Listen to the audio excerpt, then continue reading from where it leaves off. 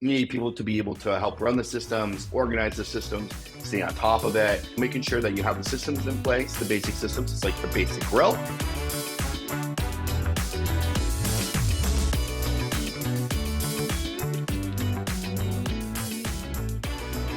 Hey everybody, welcome back to Quickfire Marketing. I'm your host, E.T. Mac, and today I have a very special guest, my friend and brother from another mother, Alex Cox. We previously worked together at Upsani, but he was also run marketing and revenue at companies like People AI, Nutanix, and a couple other gigs. Alex, how about you walk us through how to scale up your Rev Ops team? Yeah, absolutely. Well, first off, thank you, ET, for having me on your podcast today. Excited to go through Rev Ops, marketing ops, sales ops, all that good stuff, right? I know a lot of those are they fall in different places amongst your go-to-market org, but I know that today we wanted to bring in a little bit of a fun model, right? I love to cook. ET, I know you love to grill as well. Yeah, actually, fun fact, when I started getting into barbecue smoking, Alex was actually the first person there for me. Got me started with like your necessary items over here. Didn't get me this apron, but I thought I'd show it off. But it was a good time. Absolutely. So, I know that you and I were discussing, all different size grills, and, we're kind of equivalenting grills to different stages of startups, right? Right off the bat, the kind of the first beginner grill that you start off with is usually a charcoal grill, right? One of those, black Weber ones where, you just take charcoal, you kind of light it, let it get hot, and then you're able to grill with it. Really basic for your kind of like hamburgers, hot dogs. It does the basic foundation needs. And the way that I think about that also is the basic foundation needs that you would need from, kind of the small startups, the seed, the series A's. And what that includes is, your basic CRMs, Salesforce, HubSpots of the world. At the very beginning stages of startups, you need some systems. And then also some of the personnel. You need people to be able to help run the systems, organize the systems, stay on top of it, make sure that the reporting is coming out correctly, making sure that you have the systems in place, the basic systems. It's like the basic grill, very basic, very foundational. And then you build off of that. What point do you feel comfortable, right? Like, are we thinking, hey, we haven't had any issues, or is it more the goals are getting a little aggressive for us that we need to scale it up? I'm sure it's a little mix of both, but like, what's some leading indicators you notice? Totally. So, as companies grow and scale, especially, within your Rev Ops space, you're going to see challenges. Things may break. Things may become more complex. You may be building out on the marketing side more complex campaigns and activities. And that's when you need to start to scale, right? So you're going from your charcoal grill, like I said, it's your basic, CRM package, lead routing, just to get the job done.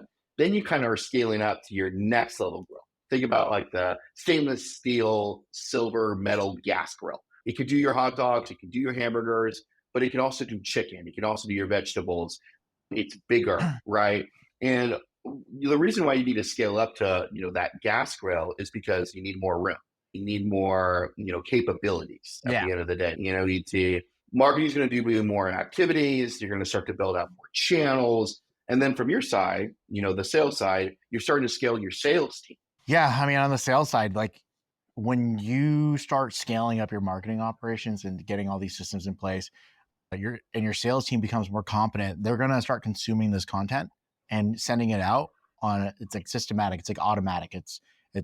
They're consuming it too fast. So you almost need more indicators to things to give to the sales team to kind of keep them happy a little bit. Like things like intent.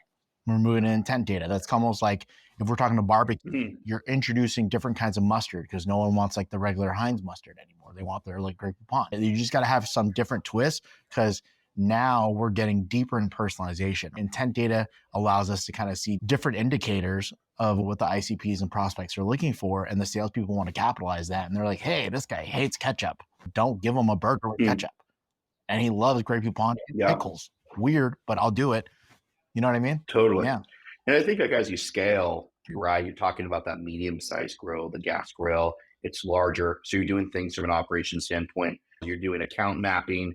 You're doing lead scoring. So you want to make sure that you're feeding the leads to your sales team at the right time. So it's not just like a brand new lead. Maybe they've interacted with you once, but they're not ready for a meeting, right? And so there's the account mapping. It's making sure that the leads are going to the right reps in the right territory. Then, there's that intent side that you're saying from an ABM.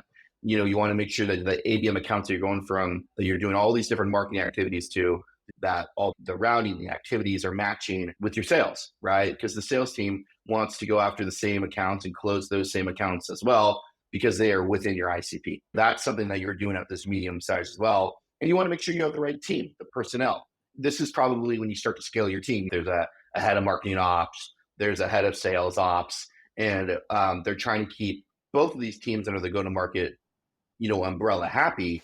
And then they'll have some people underneath them that are helping integrate tools, helping making sure that leads are getting tagged and uploaded correctly, making sure that meetings and attribution and revenue and pipeline are all flowing correctly. So then you can report on that as well. So you're going from a charcoal grill basic to silver, stainless steel gas grill. And then there's sort of the next step up, which I think we should get into, which is that kind of that more offset smoker that you traditionally see. No, 100% agree. This is like the earlier stage you are, you just want to get it set up and get it out there. But the more advanced you get and more sophisticated you can get your systems.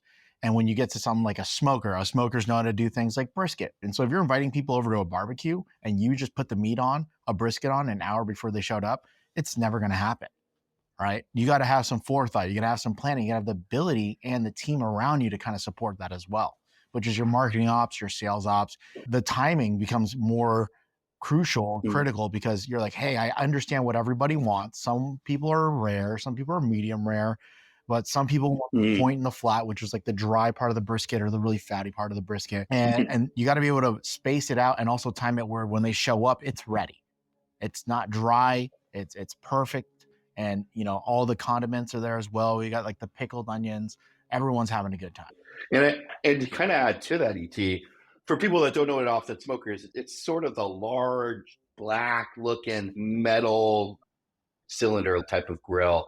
That's so you guys know is that what ET is saying is there's all different types of meats on there, and all different types of meats cook at different temperatures. It's the same thing as you get to that super complex revenue ops organization, right? And I've seen, at Nutanix, where we had a marketing operations manager who just helped with channel programs, that just helped with field marketing to make sure that there wasn't any misses, right? That there wasn't any like meat being burned or overcooked, that we're making sure that the leads from every single activity, since we're running activities at such a large scale, were being properly lead scored, were being properly followed up, were being properly mapped, and then properly reported on. And it's the same thing with your sales ops team, is making sure those leads get followed up with correctly, that the amount of touches that are going into them correctly, from the inside sales org to the AEs, to the meetings being booked, to the opportunities being created. All these touch points are so critical for a revenue operations team to have, so that everyone can come back at the end of the quarter and say, look at all the great work we've done as a team. And I think that's probably one of the best things you will see is, look at all the great work we're doing, as like a whole like chef cooking crew. That's the way that I look at it, is you've got the chef that's doing the mops work, you got the chefs that are doing the sales ops work, all rolling up to the head of Rev Ops. And it's just like a beautiful song being played at the end of the day when everything is flowing through correctly. But that's like the most complex you will see from like a revenue operations standpoint, if that makes sense. Yeah. And I mean, working with you, Alex, I learned the biggest thing is when you're in sales and you want to know if your marketing team or Rev Ops team is working, it's almost like a barbecue. Like, you don't necessarily know they're there. You could smell it in the neighborhood. Like, you're just walking around, you're like, who's cooking? Oh, it's Alex, right? It's the marketing Rev Ops team. Totally. Well, I think we painted a good picture for our followers. Hopefully they're not too hungry at the end of this.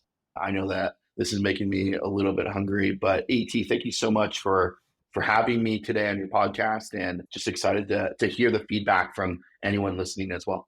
Yeah, totally. And again, guys, you can find us wherever podcasts are found. Again, thank you so much for Alex hopping on. If you guys need any Rob support, please follow him on his LinkedIn, Alex Cox. We'll add that in the link as well. And yeah, cheers to more episodes. You look jacked, dude. These are the shoulders you need to carry. Alex has the shoulders you need to carry marketing and sales ops. That's Rev Ops shoulders right there, dude. Like, if you're like this, you're like a hunchback. This is like a marketing ops or a sales ops. You just like this. Jeez. You just no neck. Yeah.